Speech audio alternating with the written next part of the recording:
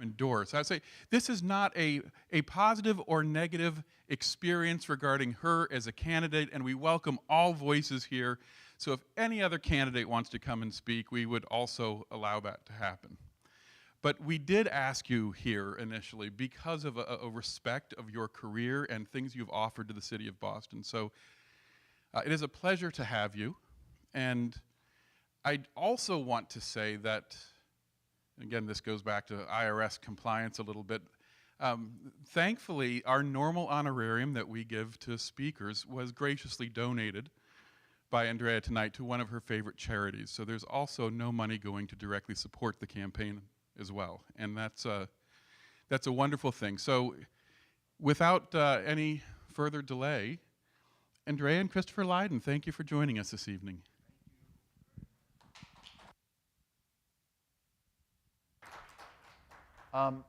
We met a couple of weeks ago. I loved that evening with Nancy Taylor, and it just affirmed for me how much I love the whole idea of church life. I told you I grew up, I call myself an Irish Catholic Black Baptist, baptized twice, first by Cardinal Cushing, then by Michael Haynes at the 12th Baptist Church. Second time was the one that took, it made me feel like a Christian. But in any event, the lives of churches are so darn interesting in every respect. Andrea is running, as you know, for Attorney General of the state of Massachusetts. It's really serendipitous and a terrific bonus that we catch you sort of between events. But I love talking about, hearing about, and thinking about the faith that drives people. And I don't mean to get too theological about it, but it's incredibly important. It's important to the life of a community. It's important to the life of a city like ours, making up important decisions about their leadership. So much to talk about. You can change the subject at any moment, but I'm going to try to move back and forth between the public and the, should we say, the canonical, the spiritual, the churchy. I was going to say the spiritual. The world and the spiritual world. Amen. Going back and forth. Amen. Yes. And the general frame on these conversations is faith and life, and we can go anywhere with it as the Spirit leads us. But short form, I was just saying to Colin, what caught my attention and respect on the first glimpse of Andrea on television was her saying, part I'm sure of a standard self-introduction, she said that she had gone to 5 City of Boston public schools, and they were all excellent for her. Finally, Latin school, and that totally fascinated me. It was not complaining, but just remembering with pleasure. And this is a woman who has grown mightily from childhood, went on from Latin school to Princeton, and then to UCLA for her law degree. Reminds me a lot of my own kids. My own kids went basically to the Quincy School, the Timothy School, and then the Latin School. And nothing's perfect in this world, but they were well schooled for Harvard and Boston University, and the circumstances are different. Anyway, stop talking, Lydon. I'd love you to give us the short form of growing up, the one girl in a family in Black Boston, and how it went, and when you knew where you were going, kind of thing. And the church stuff is extra, but I'm interested in that too. First of all, thank you all for having me, and thank you, Chris, and thank you to the church, and thank you all for being here. And I know there's a virtual audience as well. Do we ever really know, where we're going? I will say I am very much in line with the Spirit. I speak freely of my faith and my desire to live a purpose-driven life every day and to fulfill my purpose and use my unique talents and gifts that I've been afforded in everything I do. And I think all of us will know as believers, whether you're a believer or not in the room, that it is about service, it is about giving to others, and it is about making a difference in the world. I didn't start in that alignment. I grew up in Roxbury in the South End, in very trying and difficult and tragic circumstances, which I share and talk about quite a bit. My biological mom, I did not know. She actually died in a car accident going to visit my father, who was incarcerated at the time. My father and my brothers would cycle in and out of the prison system, and my twin brother would die actually this year, marks 10 years since Andre passed away while in the custody of the Department of Correction, which oversees our prisons, when he was a pretrial detainee and at the age of 29. Was this at South Bay? No, this was in the context of the DOC. So he had gone back and forth between Sousa Baranowski and C.I. Shirley, hospital settings. Of course, me always advocating that he actually was in a hospital setting because he had a disease called scleroderma.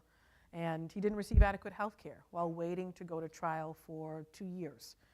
And sadly, as we all know, folks do not usually see the humanity of folks or even women who are behind the wall, and folks who either make mistakes.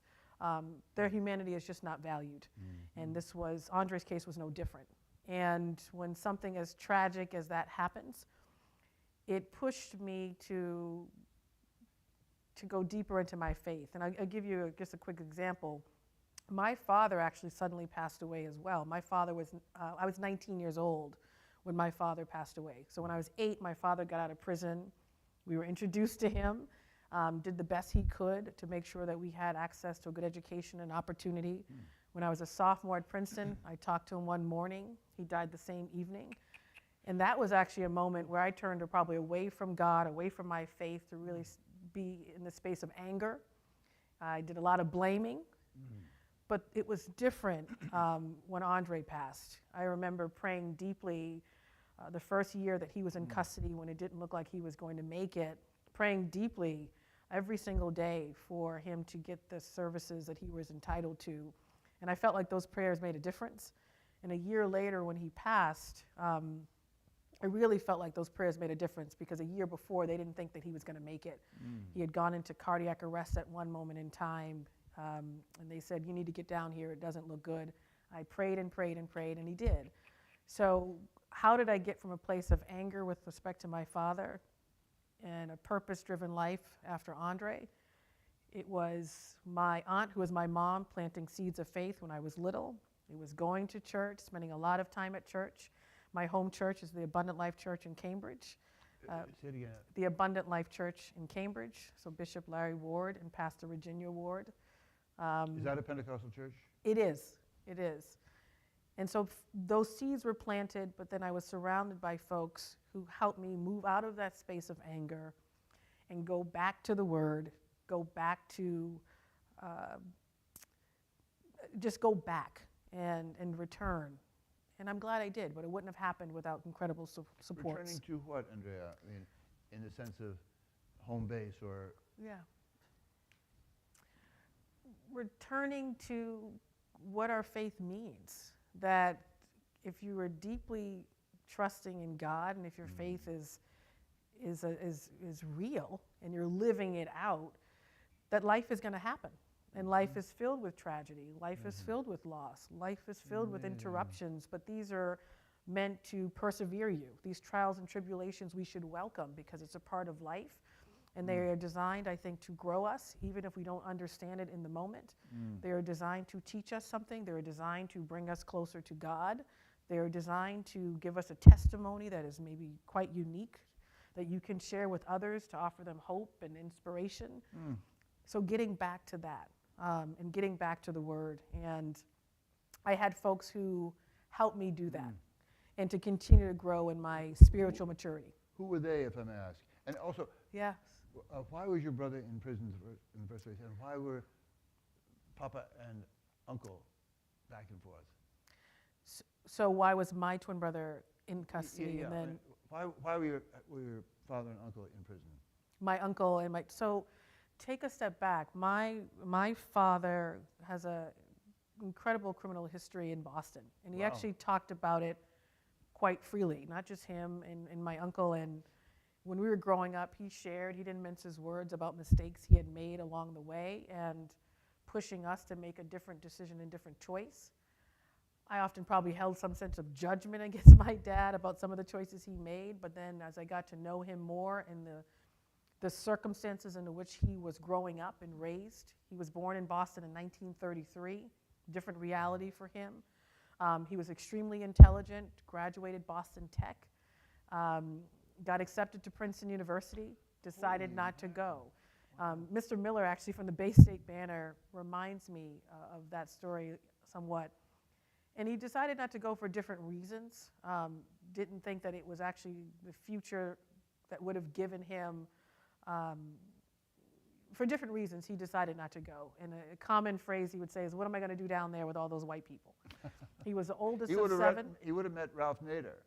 Yes, maybe. Yeah. But he was the oldest of 7, and he felt a responsibility, I think, given to him by his father, that you are to take care of your family, you were supposed to provide. And back then, being a black man, even if you were intelligent, trying to get a job, trying to get an opportunity, it was made crystal clear that you were prohibited from some opportunities because of the color of your skin. And he experienced that even though he was extremely intelligent, and often talked about being marginalized and pushed towards menial labor or jobs that did not meet his skill set. And so he made choices. I don't judge those choices, but he made choices that brought him a lot of pain, brought him a lot of loss, trauma, and a whole bunch of things, and I think later that he regretted in many ways, but always spoke about the next generation doing better than the last. And I take that responsibility seriously. I also reflect on his story, and my uncle and many others, my aunts, and see my life's purpose in many ways as breaking these cycles of poverty and criminalization and incarceration, and now for my 2 boys. And my twin brother, like many young men, you get caught up in the system for different reasons. And in the last instance, he was pretty adamant that he shouldn't have been in custody. But at the end of the day, it doesn't really matter. You're entitled to certain things. You are to be treated and afforded certain rights, which he was not, and never even made it to trial. He sat in custody for 2 years as a pre-trial detainee. We often talk about this in the context of, say, Guantanamo Bay. It happens right here in Massachusetts. Folks who with serious health concerns waiting to go to trial who don't make it because they're not given adequate health care. And we're seeing the same in the context of COVID and men and women who are behind the walls. People are still fighting about bail policy, too. Might he, in today's world, have had bail, your brother? Maybe. It was a struggle. It was a back and forth. The district attorney's office has incredible power in these cases, and I remember having to fire his public defender and hire a lawyer to push the judge to listen to his doctor, who said if this young man remains in a prison setting, he will die. And the judge didn't mince his words, and it was still a battle to be able to get him adequate care. And at that point, in many instances, it was too late. I want to go back to something you said about, going back, coming home to your inner self. And frankly, because it reminds me of my father. But I want to hear your experience. My father was diagnosed, when my mother was pregnant with me, he was diagnosed with Parkinson's disease. And he had it severely. 30 years, all the time I knew him. But he proceeded and, with my mother, had 3 more children. There were 6 children in all. And my father embodied the faith that you speak about, that not only these afflictions are to be coped with, but that God will provide, the Lord will provide. And our kids would provide for each other, the other extended family people, but he lived 30 years with a totally debilitating disease and demoralizing, but never, always felt confident of the Lord's goodness. And I don't have the same thing, but it's an amazing gift that you speak about. I wondered if you wanted to talk more about it, that there are all sorts of breaks and bad breaks in life, but, and my father embodied it, a love of his life and our lives, God knows.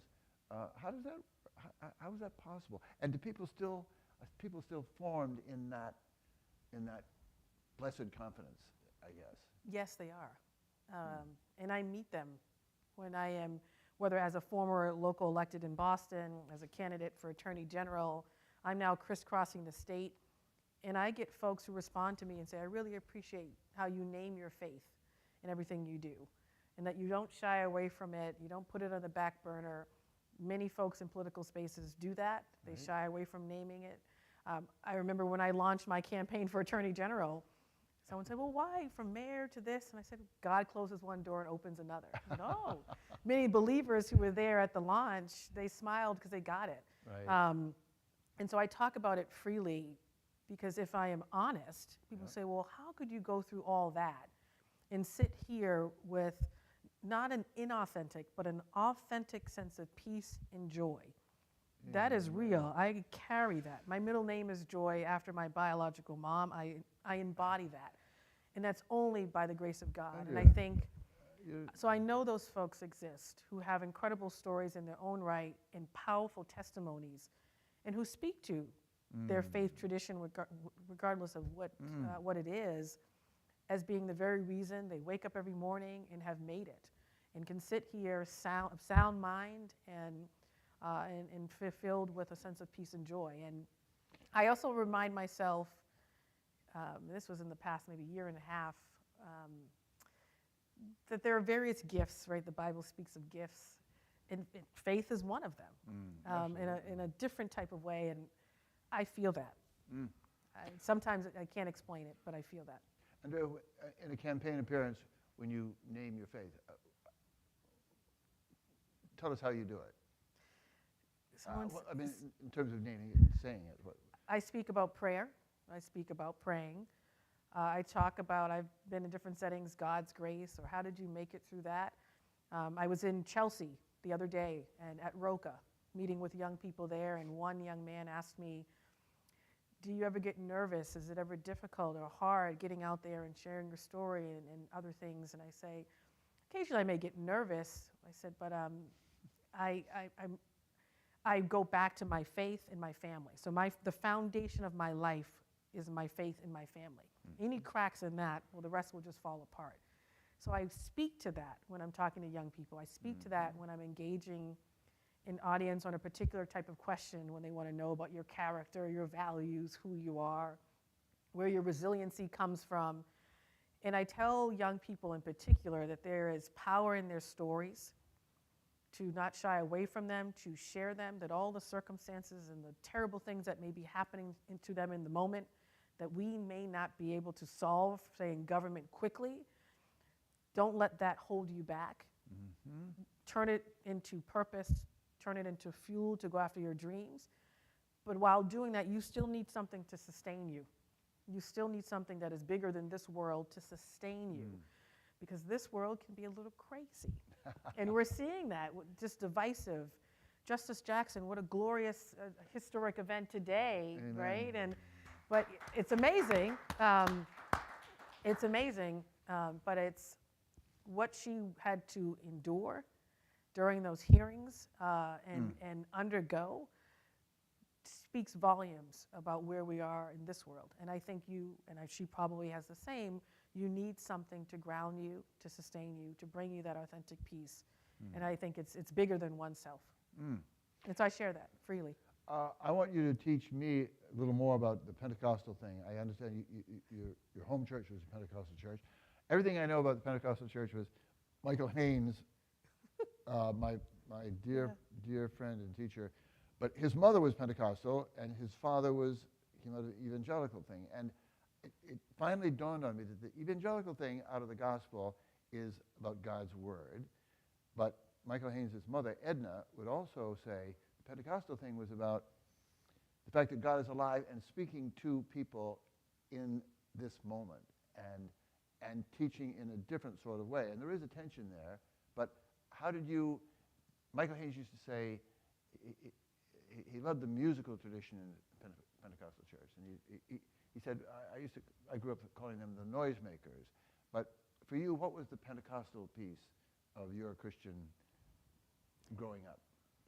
It's interesting because growing up, going to church, I didn't focus on we were in a Pentecostal church. We were in church. When I was younger, in my formative years, I didn't take it all in. I would often say to my aunt, who's my mom, I would say, well, we're going to church again. I actually enjoyed going because I enjoyed spending time with her. And she was the only woman really in my life. So I get away from my brothers, get away from my dad, and spend time with her, and spend the weekends or whatever else. And so we would go to church together. It was important to her to plant those seeds in me.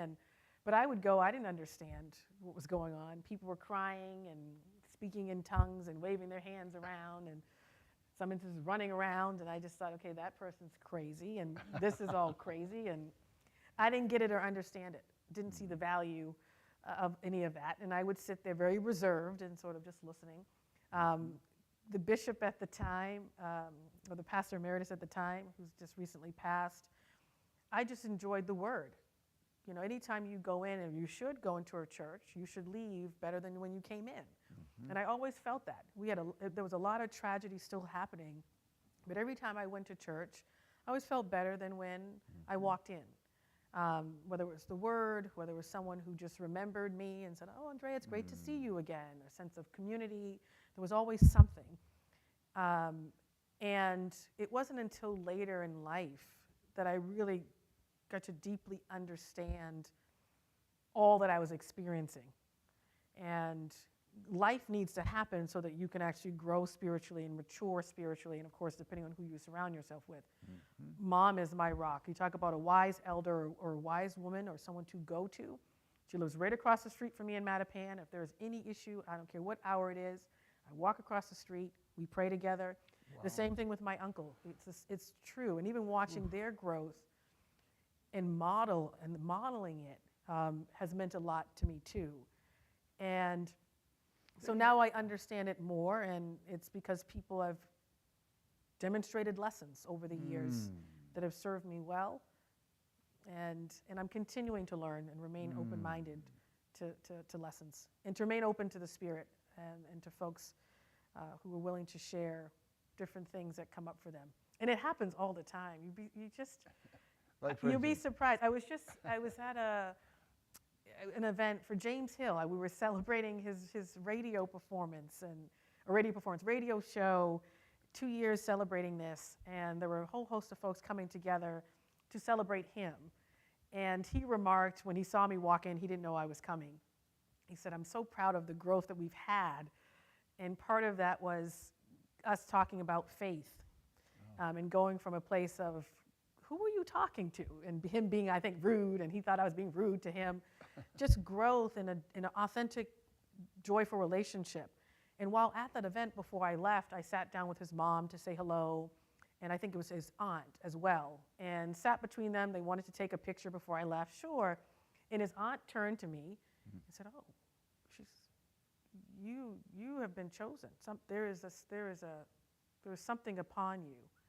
And I looked at her and I say, I receive it. I could see it. And his mom said to her sister, believe what she said. She doesn't say it lightly. And so it happens all the time that you come into contact with someone who I think, and I'm always praying for discernment in those charlatans and others who may be coming as well, that it is real what you receive from someone. And maybe I'll never see her again. But in that moment, it was exactly what I needed, given what was happening that day, to continue on the journey. And so I pray for that every day. Andrea, this to me is very moving and very, very, I can't begin to put in words how important I think it is, how blessed you are, and how beautifully you share it. I mean, also how rare that, I mean, I'm saying in my life, I discovered a lot of that kind of open enthusiasm in the 12th Baptist Church. I think I spoke last time about Haynes used to love to ask people to stand and, not your husband, not your wife, not your best friend, but say hello to somebody and ask what you can pray for in their lives.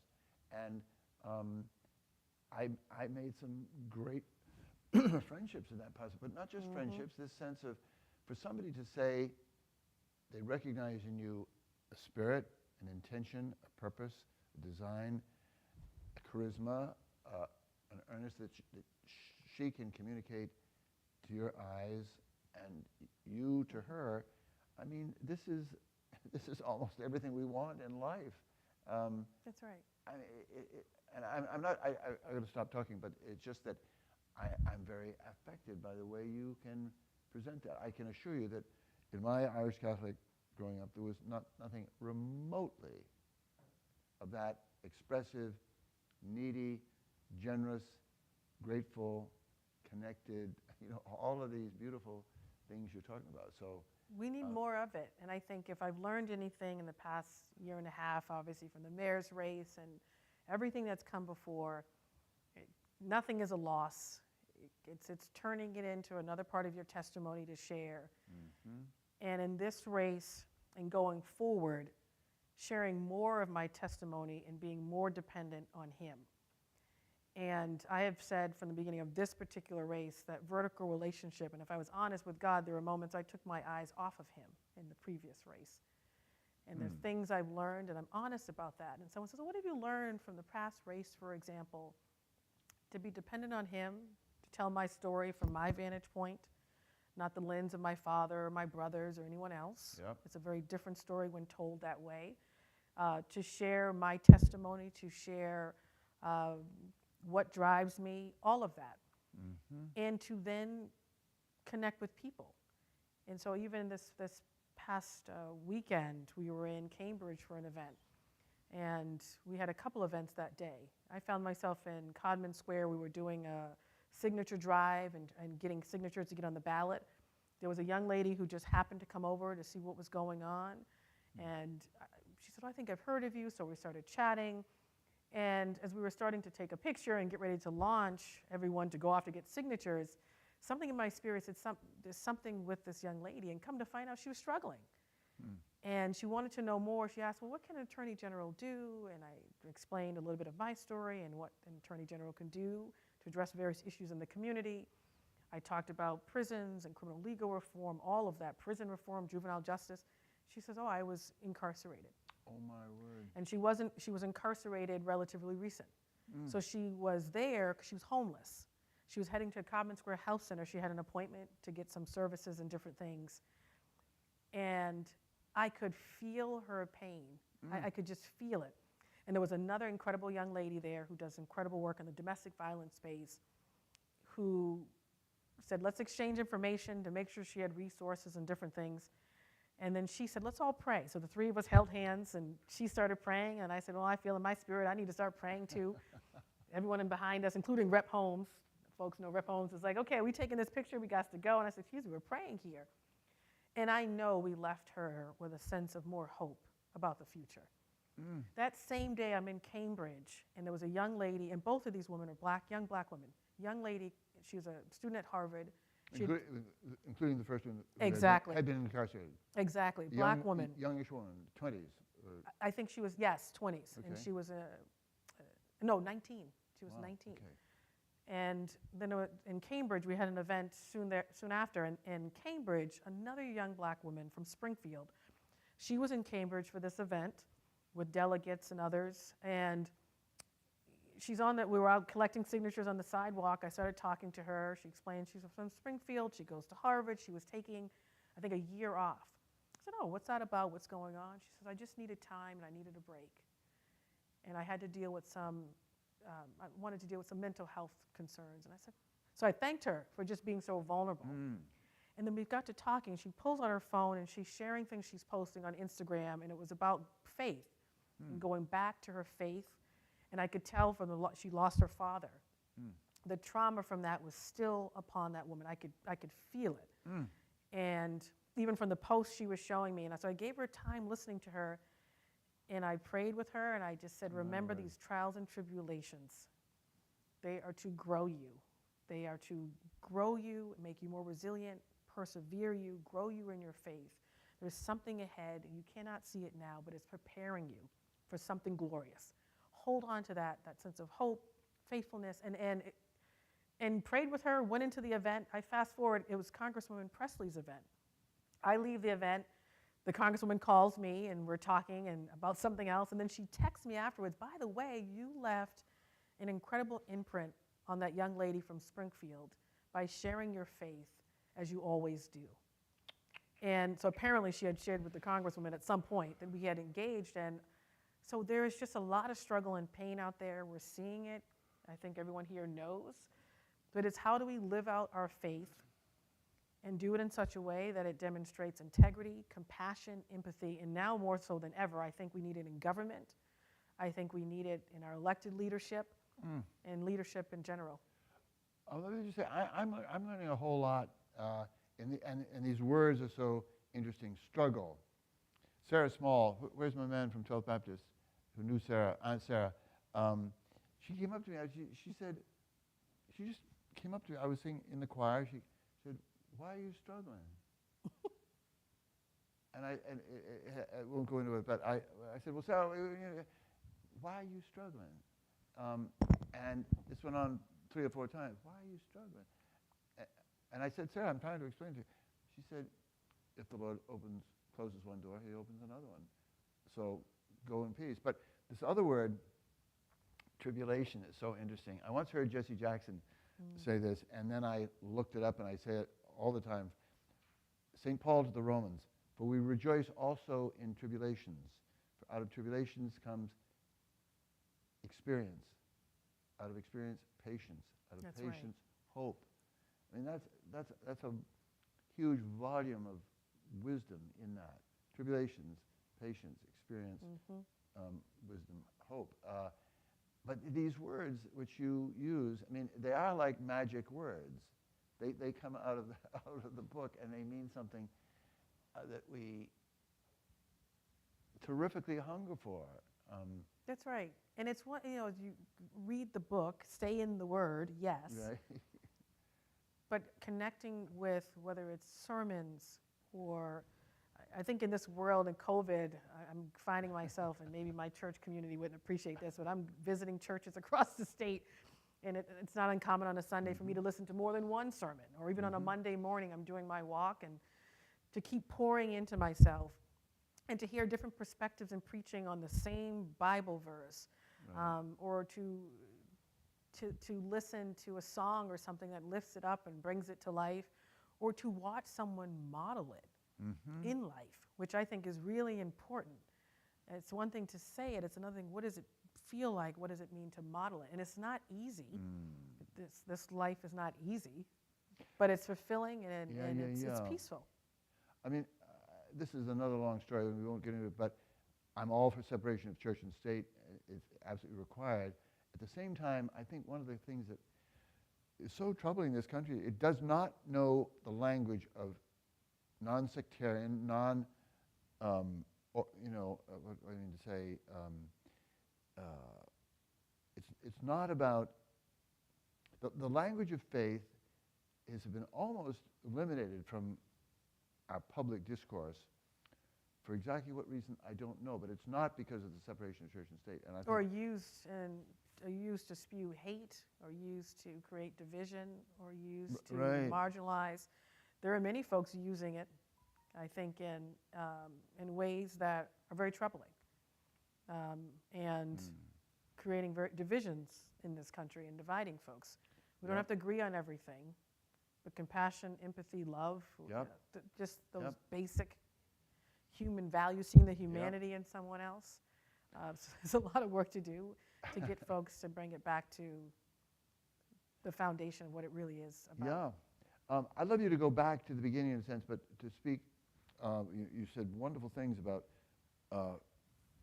life and faith, but go back into the political motivation, choosing that, I'm sure with some sense of a vocation, but also a kind of, I keep quoting Haynes. Haynes used to like to quote a woman that he went to. You're making me think of sadly, his funeral, but it was a powerful one. He in theological school, there was a woman from West Virginia, I always remember saying, and she used to say, God help us, God save us from being so heavenly minded we're no earthly good. But that, I wonder about your drive to get into public life, political life, elected political life, and what you were thought you were doing there and wanted to do and be. What was I thinking? What am I thinking? Feeling, wanting. It's interesting because when I ran for office the first time, and I see some incredible constituents from District 4 who do work in the community every day,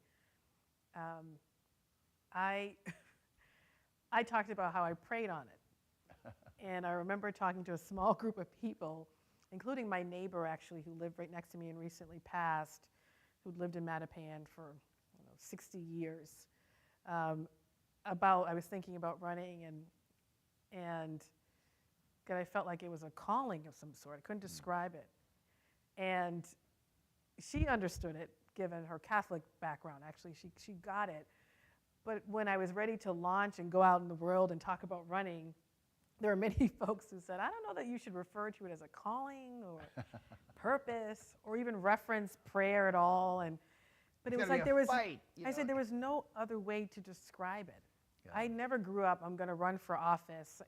Even now, maybe I feel like 20 years ago or 15 years ago when a mentor of mine suggested I run for office, I happened to be in New York at an event. Andrea, you were thinking about running for office? Him and his wife were down from Boston for this event. And they're Princeton alum, and they're mentors and friends of mine. And I said, absolutely not. Actually, I think I said, hell no. And fast forward, they get a chuckle out of literally my run for council, just my trajectory, because they saw it, I guess. And I said, oh, heck no. Then a friend of mine from high school, I was in between jobs. I was leaving Governor Patrick's office, figuring out what was next, because his term was wrapping up, and I was one of his attorneys. Suggested I do this program called Emerge. And I said, well, what's that? And ended up doing it. It was for people who were interested in running for office or something. And she says, well, you don't have nothing else to do. It's like a leadership program. I said, oh, okay, a leadership program. I have time. So I participated in this leadership program that was about women running for office in many ways. And she now laughs because she says, you didn't even want to do the program. And fast forward, when I was thinking about what was next after leaving Governor Patrick's office, I didn't rush into the next thing. People said, oh, go to a law firm or this. I said, I don't really know that that's it. But I felt like there were many folks who suggested, you should think about public service. You were just in government, et cetera. But it was my older brother, actually, who had just got out of prison and unfortunately is back there, who said to me, I was going to meet him to give supports and other things, who said to me, he was actually in the hospital. He was running around trying to participate in every reentry service that he could find. He got dehydrated. They called and said he's at the emergency room because he was severely dehydrated. So I go to meet him there to check on him, and I said, you got to slow down. You got to take it one moment, forget one day, one moment at a time. So I'm sitting and looking out the window, and he's in the bed, and looks at me and says, Andrea, if you ran for office, people who are incarcerated would vote for you. I turned around, I said, no, actually, before he even said that, he goes, what are you doing with your life? Because I was figuring it out. And I said, oh, I'm praying on it. He's like, okay. Wow. So he said that to me after he asked me, what am I doing with my life? I'm thinking, you just got out of prison. You're asking me what I'm doing with my life? And so we chuckled, we laughed and about this. And when he said it, I went, huh. And I just took a note, and I kept praying on it. And it was a sermon I listened to, actually Bishop Green, who runs a church in Cambridge, who was doing a series on purpose-driven life, figure out your purpose. And at this point, I'm trying to figure out my purpose, and I'm reading Oprah's materials. I'm listening to sermons across the country. I'm listening to all types of sermons, and I happened to be going to Bishop Green's church, visiting his church. And he did a couple of series on how you find your gift, your purpose. And it was something he said about, if you don't know what it is, that's okay. You have to take some risk. You have to jump out there and try something, because guess what? God will quickly let you know if that's not where you're meant to be. But you won't know until you take those risks and leaps of faith. And the second thing he said was, what have people been telling you? Have folks been telling you for some time, you ever think about being a teacher? You ever think about going into medical school? You ever think about running a community organization? You ever think about doing this? And many folks at that point said, you ever think about running for office? And so I just started noting all that and ended up running. And every day something happened that confirmed I was on the right path. For example, what sort of thing would confirm it? Oh, I'm trying to go back now. You had a big contribution.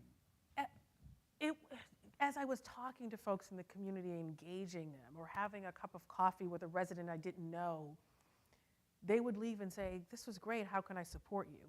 And I would be shocked by some of those conversations because they didn't know me. And by all accounts, you came out of nowhere. And I was attempting to explain why I felt called to do this work in that moment in time.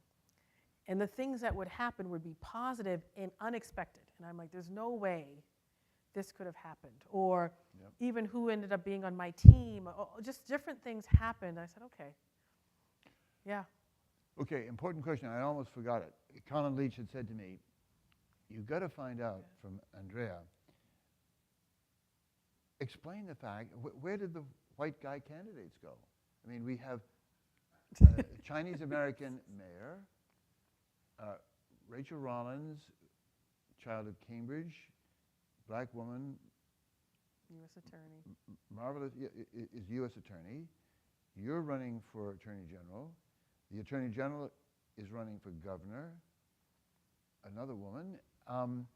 Terrific variety, and they're all in their own different ways. You know why they're running. You know what they mean to do and what they will do. You know, I've covered Boston politics, you know, for many, many years, and national politics too.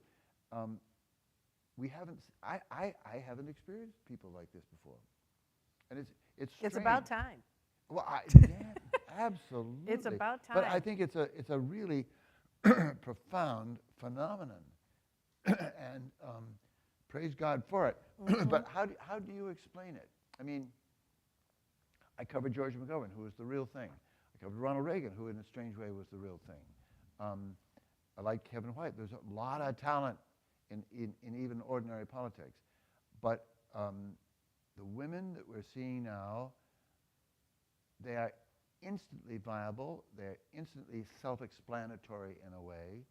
I feel I know them. I feel something very, very forceful and good coming. I mean, this is a strange, strange time in this country in so many ways. But how do you explain this remarkable success, and not just Massachusetts, and not just black women, but black women quite especially? No, it's black women. Okay, good. And I'm going to name that. I have been, of course, following whether it was the past presidential election, or just times in this country where black people and black women have saved our democracy. Thank you. And it comes up quite a bit, and it's important to name it. And I think obviously Stacey Abrams and what's happening in Georgia and the organizing over the years, she would give credit to all the women who came before her as well, who were organizing their various communities that never got credit and probably never will. The same is true in this state and any other part of the country. I wouldn't be sitting here if folks didn't exercise some faith to do something of significance to change the historical context of this country, to combat racism, to combat white supremacy, to combat injustice. I benefit tremendously from this leadership. These are black people putting their lives on the line every single day, and then waking up and going to work, still doing what was called and required of them in the midst of such tragedy. Now I think, so leadership has been there. I give credit to the people, finally saying representation matters, not just, of course, at the community level, grassroots level, or informally, in these institutions as well. And whether it's the Boston City Council, which is the most historic, and when I joined, that was true, we were adding more women. Judge Jackson is part of this thing too. Oh, absolutely, Justice Jackson. Forgive me. It's Justice Jackson, right? And I was actually, even before she was confirmed, I was naming Justice Jackson, because that was going to happen, right? As Senator Booker said, God got you. It was going to happen. But it's about time, frankly. We're late. And around the world, if you look at leadership where women and women of color are taking their rightful places, we're slow, and we know why. Because the barriers to access are incredible. You have to be able to raise millions of dollars. My race for Attorney General is going to be $2.5 million. Wow. It is not lost on me that I have a Princeton network, a legal network, this network, that allows me to combat that barrier. There are other women who are just as capable as I am, who've done incredible work in the community that would be incredible elected officials, who do not have those networks, and it, of course, then becomes very difficult for them to access. And so we have tremendous work to do to change that, and there's still significant work to do there. The voters and getting out to voters is critically important. Investing in the infrastructure in various communities, particularly in communities of color, in terms of civic engagement as an ongoing operation is important. So there's a lot more to do. And I will tell you, it's the grassroots piece. And I think there's still a lot more to do there, because not every party obviously invests in that consistent turnout that is required, or invest in the removal of those barriers for women or women of color, both women. Obviously in Massachusetts, many of these statewide offices, we've never had a woman, but to invest in these candidates and to do it in a serious way. I mean, there have been women candidates and women elected statewide in Massachusetts, but I mean, can you speak sort of freely about the black piece too, which is, I could ask you parenthetically, did you ever hear of a woman named Tressie McMillan Cottom? No. She's a sociologist based in North Carolina. She's a writer. Tressie McMillan. Tressie McMillan Cottom, like cotton but Cottom, and she is a powerhouse. I mean, my first phone conversation, and we've talked on the radio a number of times, but people have recommended her very, very highly. But anyway, I got very, very devoted to her. But I asked her at some point, what is this secret? I just so feel it in your words and your thinking about all sorts of things. She's very outspoken on many, many kinds of things. Never pretentious, always interesting. But she said, I call it pragmatic hope. And I thought, that is really right on the button. It's sort of pragmatic in the sense of you work through things. You're always being handed a lemon, and you've got to do something with it. But hope and a kind of confidence too. I mean, we deal with stuff, as you say, and then you got to get up and make the kids breakfast and get them off to school. But so many different pieces of a life, and learning to, in a church context too, really, to be grateful for it, to know the Lord is with you. But the more, I use it all the time now, pragmatic hope. And I know so many people, and black women in the 12th Baptist Church who just embody it. Life is complicated.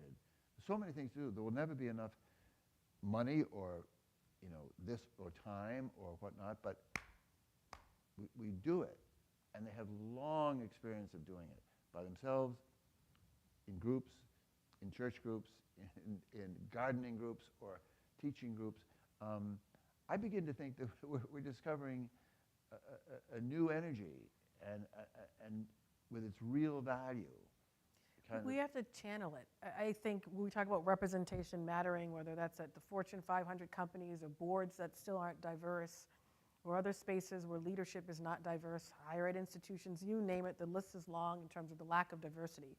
The same is true for the political system.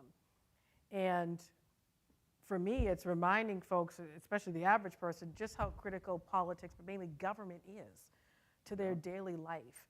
And that it is important that we have, I call them the unusual suspects, more folks who don't envision maybe running for office growing up, but who really think about maybe the work they're doing in the community, how valuable that could be as an elected official, and how important it is in bringing new types of lived experiences into these systems is critical. We're talking about all types of issues, and I often look around and say, if we're talking about the opioid crisis, has anyone sitting around the table actually experienced it? Not a relative, actually experienced what it means to overdose, what it means to go through recovery, what value that would bring, and how you would, for example, respond to an issue, how you would think about policy, you would prioritize it. There is something severely lacking when you do not have representation, just like when you don't have representation on that court. There is only one, you can't, I think Senator Booker said this, it's one thing to say, to talk about racism, it's another thing to say, I have experienced it. I have felt the emotional toll of that. I have heard and seen my relatives who have felt it and the impact it has on them. There's a different thing, different passion, different sense of urgency that you bring into the work and into the space. It's critical. So there's a lot more to do, and I hope more folks want to run, and I hope they do. Yeah. Take those leaps of faith. There's still a lot of barriers. I think the raising of money, for example, we don't need another report to tell you how difficult it is for women to raise resources because folks don't deem them to be viable, especially harder for black women because you have to prove more that you're capable and qualified, you're smart, you're intelligent, you speak well, all these things. And this is so fascinating. different standards. To me, it's beyond representation and diversity, people who look like the country. There is, I don't know if we could define it, maybe you can, but there is a very specific extra that comes with black female experience. I mean, and it's not just a numerical representation, it's a kind of wisdom, experience, capacity for work, that women, black women in this society seem to, they have to learn and they have to give in a new way. Is that possible? It's got to be. I think so, but it's black people. You Thank know, you. it's black people. Thank you. And every day I'm learning, I'm not only staying connected in my faith, but just the history of black people in this country in particular. Thank you. It is tragic, it is painful. You know, on the one hand, I would be reading about someone and I'm in tears. The next, they're tears of joy versus sadness. When you think about a story of someone who integrated a school, integrated a law school to allow me to go to law school, those who went to a Princeton University early on and what they endured, being the very few on the campus, or the black woman who joined later, you know, a male institution, and what they endured. And these stories that you hear, they're painful. They're extremely painful. And so for me, it's more than the resiliency. It's the fabric of this country. It's the fabric of this American story that often doesn't get told, gets pushed to the side. And but for it, this country would fall apart. The institutions would fall apart. It's true. And I think in the conversations right now about what we should teach our children and what we shouldn't, it's about knowing the history of this country and its relationship with black people is significant because it does have an effect on what this generation right now looks like and what they're experiencing. I often talk about my father. People say, well, you know, slavery was a long time ago. Okay. But my father still grew up in a time in Boston where black people were explicitly excluded and marginalized, not only from a certain type of job, for certain types of schools, could not live in certain parts of the city. Redlining was real. That had an effect on whether or not he could grow any type of wealth to pass on to the next generation. That had an effect on whether or not he was at peace, right? The trauma that takes on you when you are dealing with racism or you're stopped by the police, for example, the trauma that takes, it's incredible. And to still get up and proud of keep you for pushing. just being so incredibly straightforward about it, and I think it's all true. I want to make room for people. I was going to say they're here. to raise questions, but I also just a word. This is only my second exercise on this project, but the life of I keep meeting people who are building new churches or inheriting old churches and bringing new life to religious experience, sharing prayer in this community. Where do you see that in your political tours? I mean, for me, Churches? Well, yeah, Or and just- Yeah. I'll be going to churches.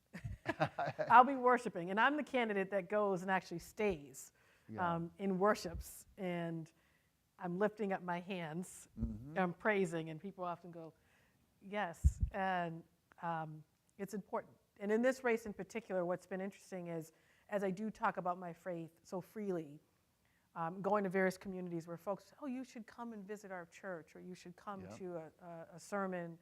I was out in Springfield and met a couple of folks out there who said, oh, there's a few churches that would love to have you come and worship and get, folks to get to know you. I said, sounds great, looking forward to it. Interesting. Mm-hmm. Colin? Can we do a few questions? Please, please, please. I'm Colin Leach, and I work here as a co-pastor, and I'm so glad And I to work see here. all of you here. And I do want to remark on the historic occasion of the new Justice, Supreme Court Yes. justice Amen. Yeah. today. You know, we wanted this to happen, and it happened on this very day. So we're very excited about that, and excited and wonderful to hear you, Andrea, on such a theme as faith, and you as well, Chris. But I do want to get some questions from the audience. Now, we are celebrating here in Boston the 30th anniversary of the 10-Point Coalition, and the founding document was written at a kitchen table in Dorchester. Now, we don't have the writer of the document here tonight, but we do have the owner of the kitchen table, and that would be Eugene Rivers, and he has the first question. Come on, Gene. Of the kitchen table. Please. That is too funny. Stand, please. Colin, thank you. First, Good to Andrea, I see want to commend you for a brilliant presentation. Thank you. I've heard more than my share of black politician, religion boilerplate. So I've heard it over the years. But your presentation was deep. Thank you. Chris asked adult questions, so there was no slippery weaving and bobbing around it. And in a very polite way, he pressed, right? And so excellently done. My question, as Cullen pointed out, this year's the 30th year of the 10-point plan being publicly introduced to the city, following on the occasion of the assault at a funeral on May 14th, 1992. Wow. It's a very politically important event. And so my question would be, how do we address and this goes back to something Chris said, the secular bias against the non-sectarian exercise of faith in the process of solving problems? And I'm going to underline the question so you really catch it. The non-sectarian exercise of faith. Because in the case, on the 14th of May, 1992, there's the assault on a Thursday night. The faith communities mobilize, and by Tuesday, after the event, Cardinal Law and 300 clergy meet in the basement of Morning Star Baptist Church. It's in that context that an immobilization began. It was not personality driven, it wasn't big preachers fighting for coverage. It was mobilization. Reverend Scott and others were very, very involved on the ground. How do we in this city, because right now there's a secular bias against the engagement of the faith communities addressing specifically black problems, right? So how do we, in a non-trivial, non-simplistic way, because right now the black community is in a jam. And I'm bringing this in quick. The desecration of the cemetery, where they went in and they destroyed a gravesite, then took the stuff and dropped it at the place where the person was murdered. It's one. There was the thing, this violent assault up in Ashmont. What do they call it? What do they call it up there? The McDonald's. No, it was extraordinary violence. 2 instances. And So how do we, because I see it, it's called anti-religion light. Yep. That it's an anti-religion light.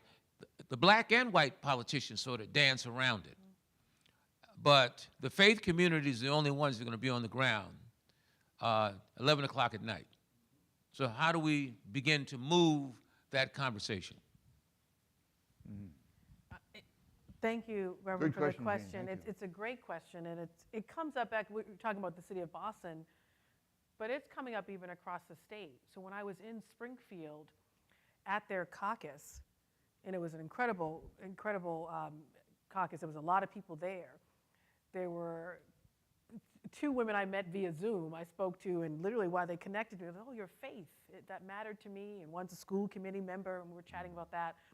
And then when I was getting ready to leave, another elder gentleman, who I followed up with, George, Mr. George, he was saying, while the caucus, which is a part of the Democratic Party, and we have to participate in that to get on the ballot, is one place to be, the churches are the other in Springfield. And this is true, of course, for Boston and other places. And why is that? Because they are on the ground, one, doing civic engagement, which is not just voting, but telling folks why it's important to engage, talking about policy in different ways, doing their best to outreach to different communities. Maybe all the churches don't necessarily get along all the time, but they're doing the work. And they're doing it in partnership with community-based organizations as well. So one woman I was talking to does a lot with young girls in the community. She brings some of that work, of course, into the church space. It goes hand in hand. And I seriously think if we are going to solve the issues within the black community, the church is going to have to play a critical role. And it should. If we want the trauma and the violence and whatever it is that our people are grappling with, unaddressed trauma in many respects, this peace that we speak of, this joy, we know where it comes from. So I think it's important to name that. And the action item is to, of course, work in partnership on solving these issues. In the black community, we have an incredible ecosystem that is not fully maximized. People say, oh, we want to partner, not fully maximized. An elected official, if done right, can be convening, can be bringing people together. So you can say, okay, let's leave our egos and all of that at the door. We have work to do. We have problems to solve. And I think it demonstrates that the power to solve them isn't actually in government. It's with us. It's in our communities in many ways, pushing government to do what is required and necessary to respond to our needs and to therefore have a greater impact. And so I think there's a lot more to do. And I speak of my faith freely because we've done that obviously in the district. And in District 4, I will say, given who we're talking about. But there's a lot more to do, and I think there's an opportunity, frankly, right now. Yeah. Yes? Real quick. Very quick. Would you convene?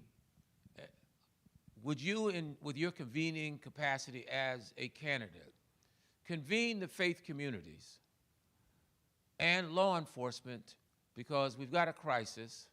Would you be willing or able to convene a secular, non-sectarian discussion involving faith communities that are getting blockage around some very pressing issues in the city? Yes, let's talk about that, because I think it's broader than even public safety, right? In certain communities across the state. We just kicked off our Gateway tour, by the way, and I know I have to wrap up. Molly's like, yes, you have to wrap up. Seriously. We just kicked off our Gateway tour of the state, and we're going to be going to all of the gateway cities in the Commonwealth. And why is that important? Because these are the communities that feel left out and left behind. Frankly, many think Boston gets too much attention. And other communities, especially out in central and western Mass, feel like economic prosperity not going out there, feel like the health disparities they're grappling with not addressed. They have issues and incidents of violence and other things. No one's addressing that whatsoever because everyone's talking about maybe Boston, but there's an opportunity even as we are touring the gateway communities, as we're meeting with folks. I was just talking to someone from Lawrence who said, oh, you got to stop by this church if you're going to be with this former mayor because he's very faith-driven. Okay. Wow. So we're getting a Rolodex of those folks who are ready to roll up their sleeves in various communities, and I think there's an opportunity to do some coalition building for sure.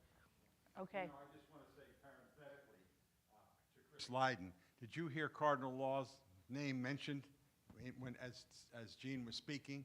Yes. Because if you're on the ground in the faith community, you keep hearing about the things that Cardinal Law did. Tell them something, Gene, that were so important.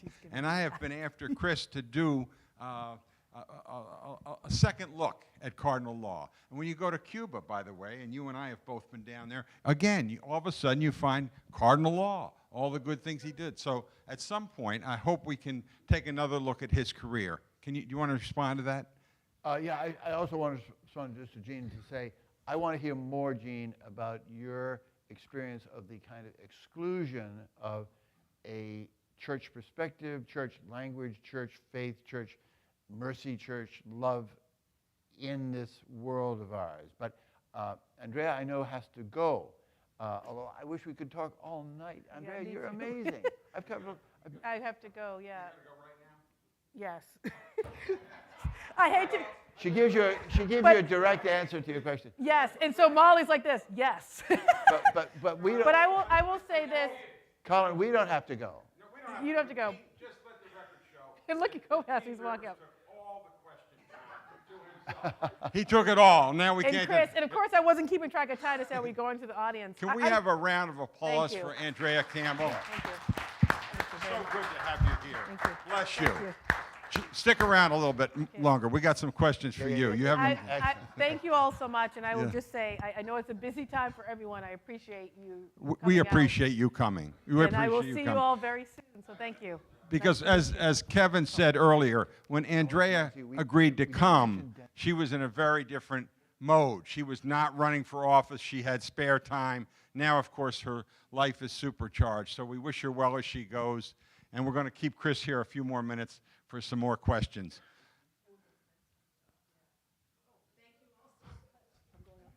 Thank you very much. Really reassured me about so many things. We'll talk again. Okay. Thank you so much. Kevin's going to see you out there. Yeah. Thank you, Molly, very much for coming. Chris, do you want to take a couple of questions? Sure, please. Okay. Anybody else got a question for Chris? Just let me say that some of us are old enough to remember when First Church Boston on Marlborough Street was called First and Second Church. And the importance of that, where Christopher Lydon is concerned, something else he's not going to want to hear, is long ago there was an assistant minister at the Second Church whose name was Ralph Waldo Emerson. And he failed, this is what Chris is not going to want to hear, he failed as a parish minister. You remember that part of it? Yes. They said, listen, you don't have it, you better go make a living somewhere else. And then he became somebody who Christopher Lydon has looked up to ever since. But we do have the pastor of the First Church on Marlborough Street, and Edmund Robinson, and he has a comment and a question. I had a comment and a question for Andrea. Who do I have for comment for Chris? Chris was honoring us with his presence. He was in my church last Sunday. He was there listening to a great poetry presentation. So we had a wonderful celebration of the month of poetry, the National Poetry Month. But what I was going to say was that in terms of criminal justice reform, a black candidate for Attorney General who is open about her faith, my question would be, can we talk about a God of mercy openly in this, or are we going to get always hit from the right whenever we say the incarceration rate is obscene in this country? We've got to do something about it, and that means letting some people out of jail and giving them second chances without getting attacked. And I was going to say that my church represents the foundation of the Puritan system in America and the Calvinist system, and they grew out of it, and it took them 200 years, but they finally disavow that idea that everyone is depraved, but that still remains around our racial consciousness in this country, and it can be exploited by the political forces that want to do that. Edmund, thank you. It's a wonderful question, and it connects with what I wanted to hear Gene now to talk about, which is the fact that if you get up, and Andrea didn't, but you're running for Attorney General and you want to mention, just the mention of the quality of mercy or the aspiration to mercy or God's instructions about mercy, you'd be drummed out of the conversation. That kind of language, which is so beautiful to hear, and it's not illegal, it's not anti-constitutional, but it's somehow got to be restored. Are you following me, Gene, at all? Yes. To bring that... Should we give Gene Rivers one more chance? Yeah, please.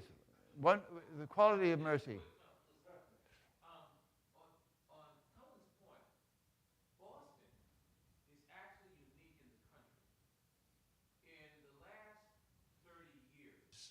Because the best expression, not the perfect expression, of police reform was facilitated by faith communities where the black and white clergy were able to prevail upon Menino and other forces historically in a way that's unprecedented.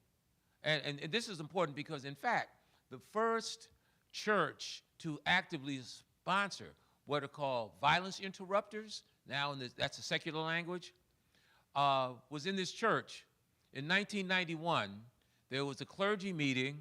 David Works, all of the sort of Brahmin-ish clergy met with black clergy. The summer of '91, and 2 young men were hired to do gang work.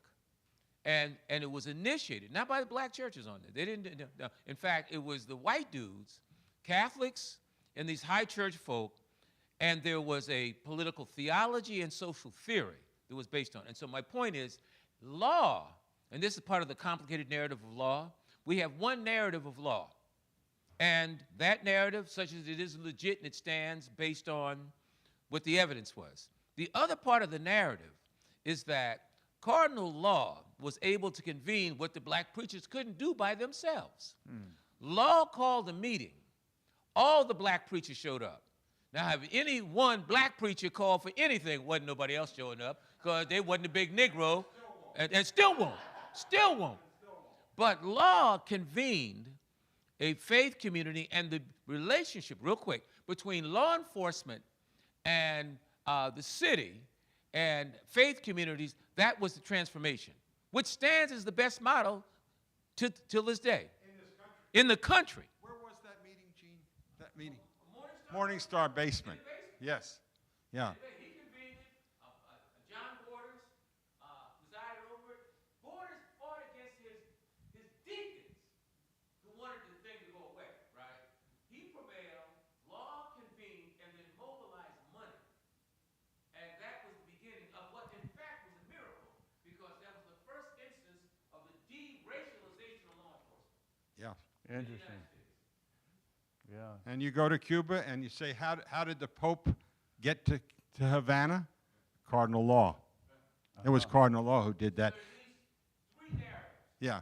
We have the facts. And if you go to Mississippi and you talk about, did the Catholic Church ever do anything on racism in Mississippi? Well, cardinal law, right?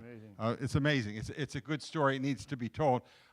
We do have a question from the Peanut Gallery up above. The guy who's been doing the camera work up there. He worked on this question as an undergraduate in Austin, Texas. Go ahead, Alex. Well, that actually is relevant because I do ask this as a relative newcomer to Massachusetts. I was surprised when Ayanna Pressley was elected in 2018. I was surprised to learn that was the first time Massachusetts had sent a black woman to Congress, and which is something that we've been doing in Texas for years. And I was struck by. What do you think about, why do you think it is that Massachusetts, which certainly by reputation the rest of the country is a very progressive place, often lags behind even red states in that kind of representation? You know, again, with Pressley being the first black woman they sent to Congress, there's only been one female governor, and that only briefly. So again, for all Massachusetts' progressive reputation, why do you think the state lags behind? You get the question, Chris? I didn't get I think what he's talking about, the fact is this is a progressive state. And yet it wasn't until Ayanna Pressley was elected to Congress that there were any black people in the delegation from this state. So you'd have this liberal delegation, but no people of color. Why was that? I simply don't know. I'm trying to think of black candidates who've run. There was the later became a federal judge, ran for Congress against Louise Day Hicks. I don't remember. I can't give you a good answer. I mean, it would have to do with population and majorities and stuff. Who would have come closest? I simply don't know. Well, Brooks was a senator. Senator Brooke was a senator. How many terms did he serve, Chris? Got to have counted up. 2 or 3. 2 or 3. Maybe just 2. I remember he was elected in '66.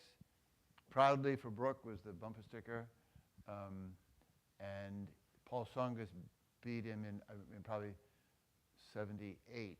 That would have been 12 years. I think that was it. Do I have another comment, another question? We got to draw down. Robert Turner.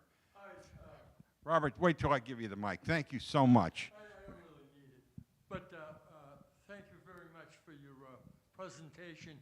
But I wanted to ask you, because you're part of the media, and do you think that the media is delivering or fanning the flames of racism?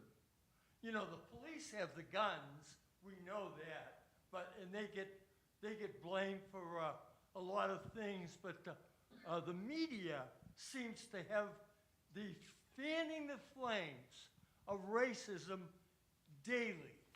Give an example of what you mean. Well, turn on Channel 5. They're fanning the flames. I mean, everything out of the media, you're fanning the flames. You've got to give an example. One thing I don't. Well, you must be able to understand that question. But no, I want an example. I don't have a TV set. I never look at Channel 5. Well, this is a good answer. I mean, you've got to stay informed. So you're not informed, and he's not informed either. But you're not informing me about what is it you're talking about. For example, when you say fanning the flames of racism, what do you mean? Every time you turn on the TV, they have some racial overtone of some type. It's true. It's not specific enough. What is a racial overtone? What? Well, let me see. Do you mean identifying criminal suspects by their color, for example? Yeah, that's one good example. For instance, down on Gallatin Boulevard there, the TV cameras were on the people that were involved in the problem, and most of them were black people. Also on the TV, when you look on the TV, all you hear is Chris Rock and what's his name there at the Oscars. I mean, that's ridiculous. Absolutely ridiculous. Now that I even heard on Channel 5, I think it was ABC, black on black. That's what they called it, black on black. So I think that the media, your group of people, fan the flames of racism. The police have the guns. I get it. Okay, we heard that. I respect your view. I can't really testify for or against. There's good media, there's bad media, a lot of bad media, but I really don't see a question I can answer. I asked this fellow over here, he's the church that he's involved with over there, and it's the same thing here. And I don't know what church you go to, and I probably would have asked Andrea Campbell the same thing about the church she goes to. How big is the Sunday school?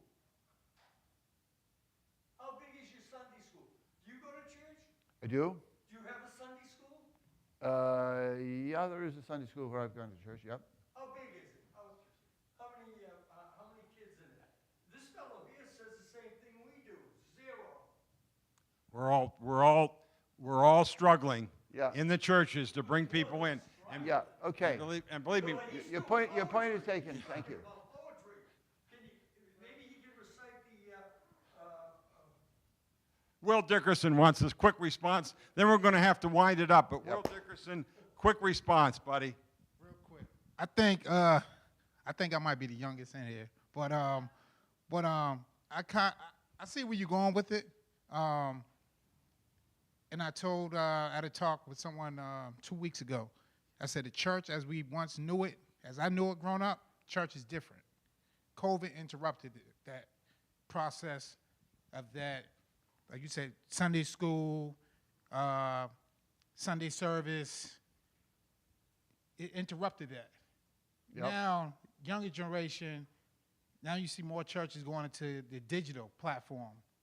Because if I work 7 days a week, I may not have time to go into a building and fellowship, but while I wash my clothes on a Sunday morning, I'm tuned into your service. So it's different. So is that way bad, or is it like a new way, or it's like they got to get with the tradition? I think if you don't adapt to change, you get left behind. And I'm a strong component of, churches that don't have any young people in it.